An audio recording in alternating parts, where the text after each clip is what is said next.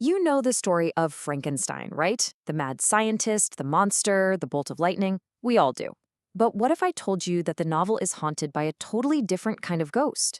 Not some creature from a spooky storybook, but the ghost of an ancient, forbidden belief system. One that its 18-year-old author should have had absolutely no way of knowing about. So let's dig in and figure out how it got there.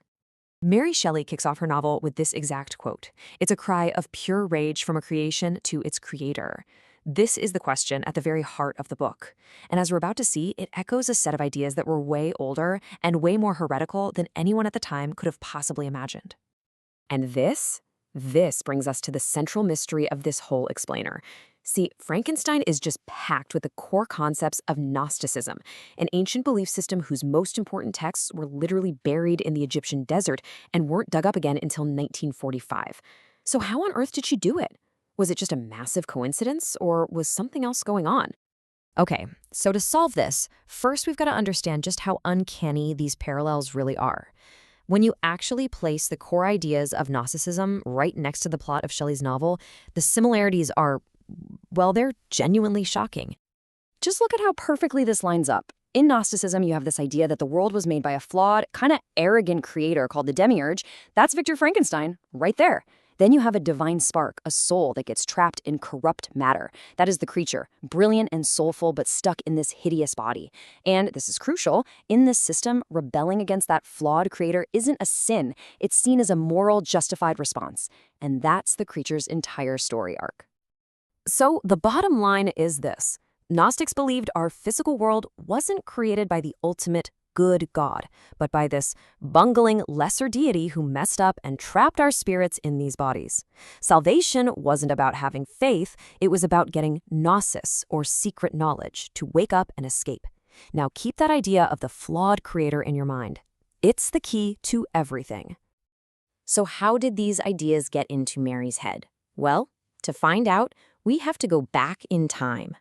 Back to that famous stormy summer at the Villa Diodati in 1816. The birthplace of the modern horror story was also this churning intellectual pressure cooker.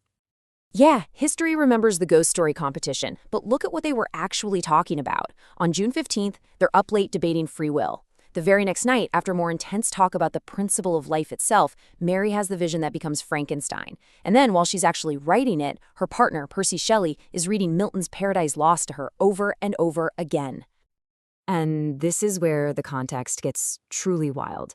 Their late-night talks weren't just abstract philosophy. No, they were discussing the very real, very public experiments of a guy named Giovanni Aldini, who in 1803 had taken the fresh corpse of an executed murderer and, using electricity, made its jaw start quivering, its muscles contort, and one of its eyes fly open. Reanimation wasn't fantasy. It was literally headline news. So, what was in the air that summer? You have German ghost stories, sure. But you also have these cutting-edge scientific debates about the very nature of life. A controversial doctor arguing that life is just chemistry with no need for a soul.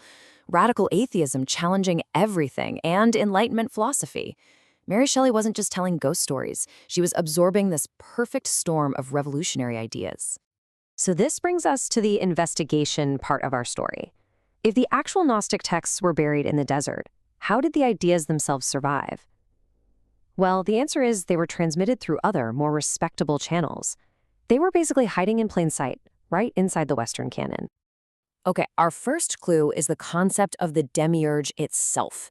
This idea of a flawed creator, totally separate from some higher perfect God, is the absolute bedrock of Gnosticism.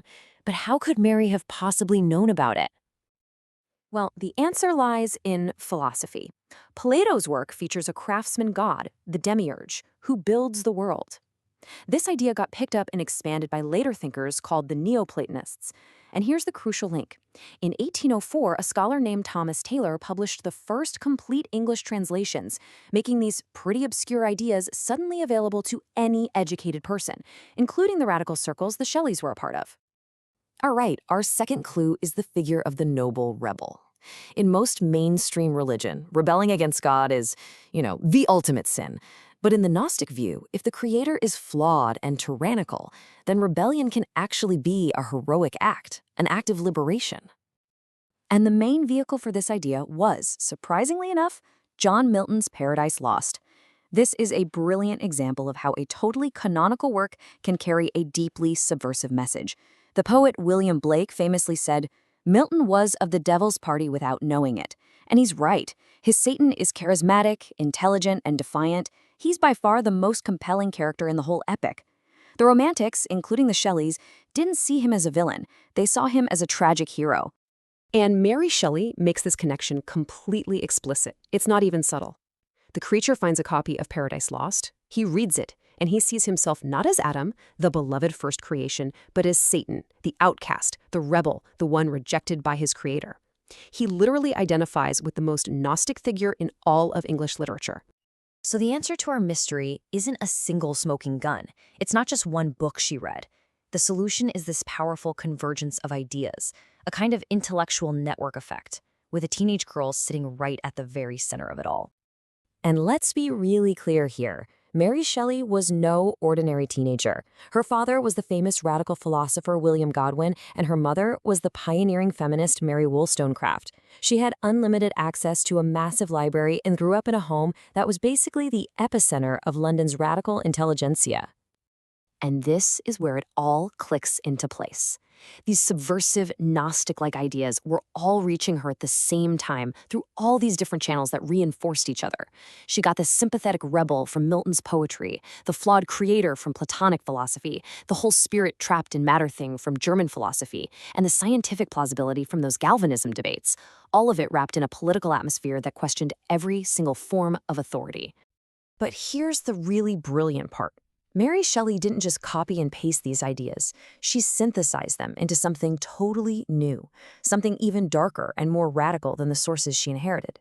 She created a myth for the modern world, and it was a myth with absolutely no hope of redemption. Scholars actually have a name for this. They call Frankenstein a black theodicy. Now, a regular theodicy tries to explain why a good god would permit evil to exist. A black theodicy just presents the problem of evil and offers no answer, no comfort, and no way out. This becomes crystal clear when you compare her work to her own husband's. Percy Shelley's masterpiece, Prometheus Unbound, tells a pretty similar story of a rebel against a tyrant god. But in Percy's version, the rebel wins, the tyrant is overthrown, and everyone is liberated. It's pure romantic optimism. Mary's version, written 2 years earlier, is the complete pessimistic opposite. Yeah, in Frankenstein, rebellion only leads to mutual annihilation.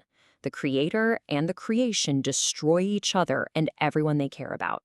There's no reconciliation, no forgiveness, no transcendence at the end.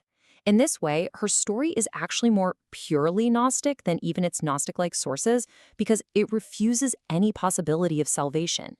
It's a universe abandoned by its creator with no exit door. So the ghost that's really haunting Frankenstein wasn't some spirit in a castle. It was a powerful set of ideas that survived for centuries by hiding in plain sight.